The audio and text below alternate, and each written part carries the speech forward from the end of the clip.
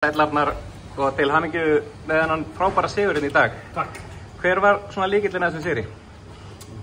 Bara betur en þeir sko. Ég held að sé slagasta liðið sem við fáum í keppninni og það er bara munur, skæðamunur sem var kannski bara það sem skiptir máli hérna í dag sko. Þú veist að fá framlag bara frá nánast öllum þínum leikmennum. Þú veist með 3 leikmenn sem eru 20+, 7 leikmenn sem eru 10+. Já, það er bara ára margir sem komið með eitthvað á borðinu og þetta er mikilvæg sigur.